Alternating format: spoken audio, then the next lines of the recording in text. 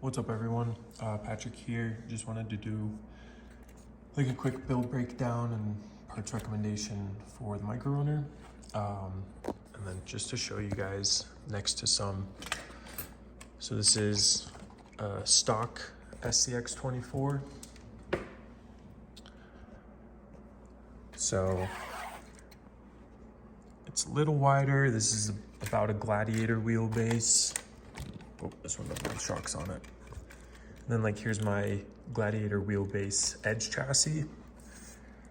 And the body is bigger to accommodate, you know, the tires and everything like that. But in terms of width and wheelbase, it's pretty much dead on to a Gladiator. And then there it is next to the Power Wagon. The Power Wagon is a super narrow body, of course. And yeah, I mean, that's why I'm calling it the MicroRunner. I think that, you know, even though it uses SCX24 parts, just the body itself is a little bit bigger overall. But getting into the parts here, what you'll need to provide for yourself for this kit, one of the things are these front axle stubs. And these are stock length, so not the +4 or anything like that, just a stock length or a completely stock axle stub. And then you'll shave away the cup there on the inside. So here's an RC all-wheel drive one, but again, it's the stock length, it's not extended at all. And you'll just shave this down and leave, you know, a millimeter or two on the end there, so it doesn't, the bearings are here, so it doesn't pop out through the bearings. And then this way, this cup here doesn't interfere at all. For sway bars, let SWD know, SWDRC. If you don't have Instagram or TikTok, just reach out to me on Etsy and I will get you in touch with him. I have the carbon fiber ones, you know, I like the look of those. The printed ones that he makes are super strong and there's nothing wrong with them. A little bit cheaper of a price point if you guys are looking for that. But I am a big fan of these carbon fiber ones. And he knows the lengths for everything, and you'll get a rear one and then a front one. It's kind of tricky to see it moving in there, but there it is. For shocks, I'm running these AX24 oil-filled shocks from RC all-wheel drive. These ones are listed on their website and on Amazon as 57 millimeters, but that's the overall length, not the eye-to-eye. The eye-to-eye is 50. And then I've just ordered the new Endura big bores. They're also making an AX24 version that's 50 millimeters eye-to-eye. So I have those on the way and I'll be testing them out on this and let you guys know how that goes. But yeah, oil-filled makes such a huge difference, especially for the IFS. Otherwise, this is just gonna be kind of bouncing around. And then, you know, the Pro lines will work as well. There's enough clearance for those. And there's plenty of other options out there.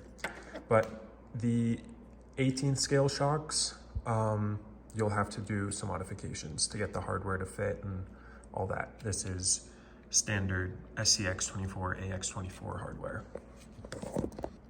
So next up are the wheels. Any 1-inch wheel with 0 offset is gonna work. Because the IFS is +5 on each side, same as the Muse axle, we'll get to that later. You're gonna want a 0 offset wheel to actually be able to clear the inner fender and get it to tuck all the way in there. And for tires, anything between like a 50 and a 56 millimeter, these are 54 by 18 millimeter tires. And yeah, again, that'll just mean the least amount of trimming. I've done a tiny bit of trimming here on the front and rear and a little bit on the insides, and it clears perfectly. I have no issues while I'm driving. And then like if you're running a 56, you'll have to trim a little bit more. I would recommend doing it with sandpaper. If you are trimming, you'll see, so these are draft pieces, they're a little rougher, but this piece here is what your body is gonna look like. And it's tough to pick up on camera, but there we go. So you see there's lines running this way. Here it's easier. This is a much rougher print. So you'll see the lines going this way. If you cut along these lines, you're much more likely to break the plastic. So if you have to do any cutting that's in parallel with these, I would try sanding it first, and then just be really careful. If you like crunch into that like that, you'll end up getting a bit of a crack there. This is PLA Pro. Check out my videos on Instagram. I'll try to post some more here on YouTube of bashing it, but this is the body I've been testing with. It's getting nice and scuffed up, and I've got no issues with it. This plastic is great, and I really like it for especially cold temperatures. Quick note about the wheels. If you get these on my Etsy, you can do gray or black, with or without hardware, and it's a 3-piece beadlock. It fits the Endura brass inner rings. So that'll just let you kind of fine tune the weight balance and everything like that. And yeah, set of 6 so that you can run paddles on the back as well, or spare tires. I haven't come out with the 54mm paddles for this yet, but I've got the design started, and hopefully in the next couple of weeks I can start printing them. I've also ordered more filament so I can make some more different paddle tires. So the most common question that I get is for motor and ESC. We'll get to that in a second. For the rear axle, if you want more speed, I would go with the FCX 24 rear axle, not the FCX 24M. That one's still really brittle and we haven't found any good gears for it. So the FCX 24 axle, that one's wider, and you'll have to modify some stuff here to get all the hardware to fit. You'll also have a trickier time getting it to fit under the 2-scale body here. So if you do that, like, you'll have to mess with the wheels and stuff to get the offset right. Otherwise, you can just wait for just the rest of the individual kits to come out, and you can do your own more custom build with the pre-runner chassis and like just the beams and the IFS, and kind of figure out your spacing and body and stuff like that. So yeah, the SCX24 Muse axle, I'm running the nylon one, but I have the aluminum one ready to go on my personal build.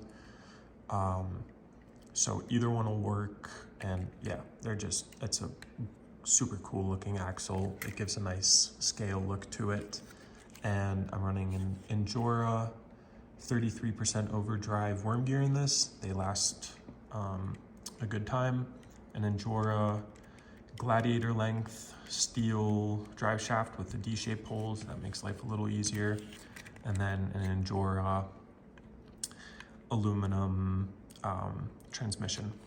I would say that the transmission, drive shaft, and worm gear combo lasts about a year with heavy driving, which, you know, I think is pretty fair. If you want some more, you know, durability, definitely check out Mofo RC. He's got his worm gears. I believe he's got drive shafts. He's got different gear options, transmission options, bearing options for the transmission. So you can get that dialed in. For gears, 0.5 mod, I would say, is the way to go. You'll have the least wear and tear, the fewest issues. I'm using Mofo Spur, so it's kind of the stock size, but it's the 0.5 mod, it's tucked away in there. And then as you're choosing your pinion gear, again, make sure it's 0.5 mod, and then double check the shaft diameter of the motor. So this one's a 3mm one.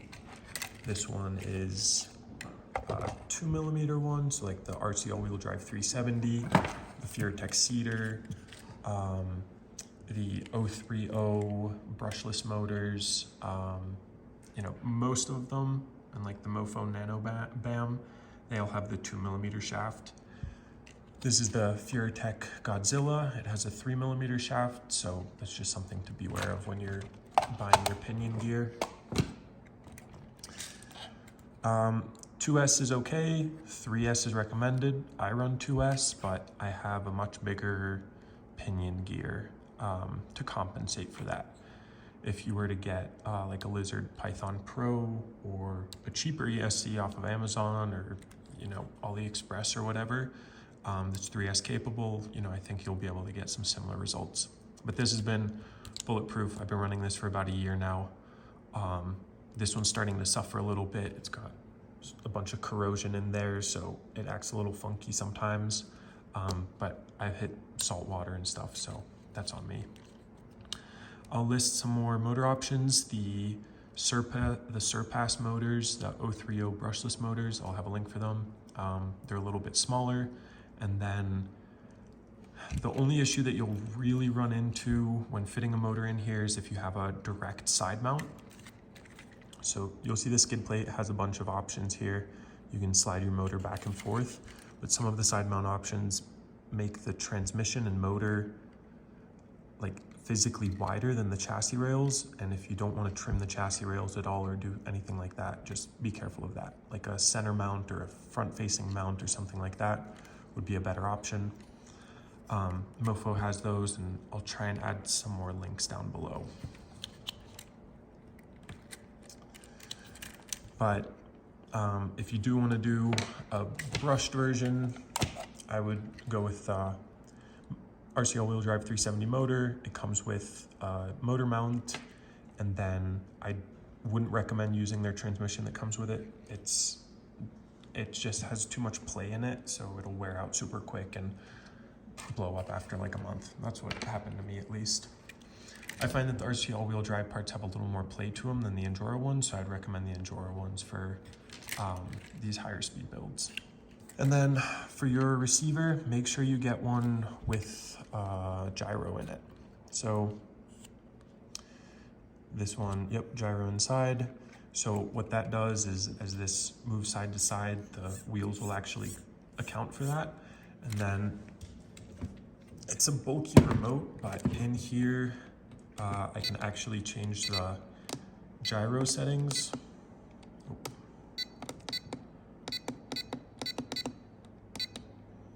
So right now it's at 40% on mine, and you can run anywhere from like 20 to 50, depending on how much you want it to compensate.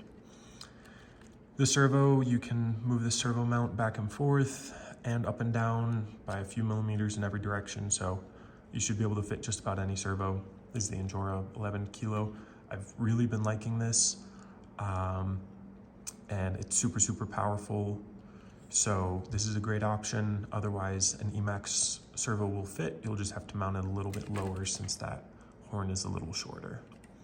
And I run Emaxes on most of my other ones, and they work great. Like Ramp Crab is another good option. But yeah, however much you want to spend, I think most stuff will work pretty well. Last thing I wanted to touch on was just like my shock and link positioning. Again, this one's just in the dead center here. I think that that's a good starting point, and then you can tweak it. Depending on which way you move this, and I've covered this a little more in my old pre-runner video, but depending on which way you move this, it'll just change the way that the suspension reacts under power and, you know, as it's overall driving. So you can mess with that. You can easily fit 2 shocks back here. And I've just got this set up so that when it's fully bottomed out, it's not hitting the body or anything like that. And then I'm getting my maximum droop.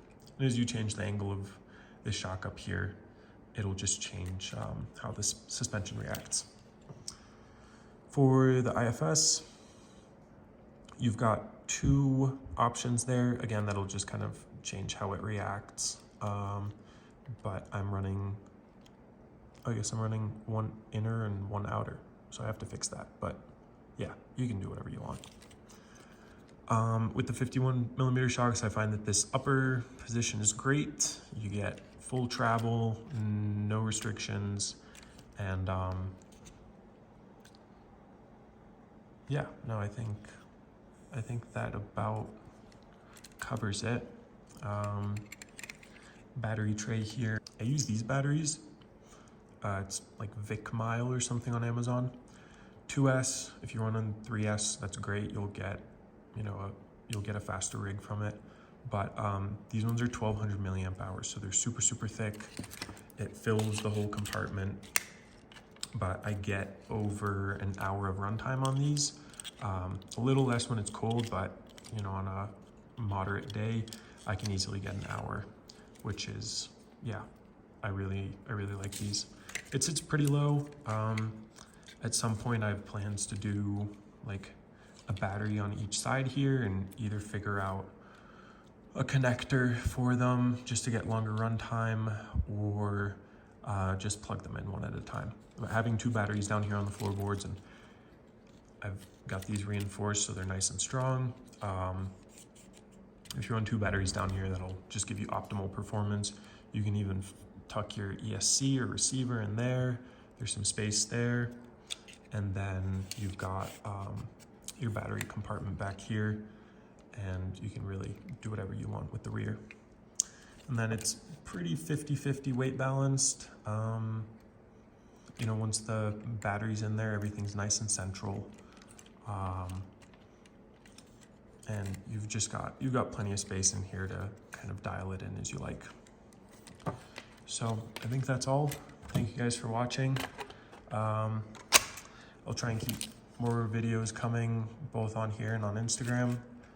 And reach out to me if you have any questions. Thank you.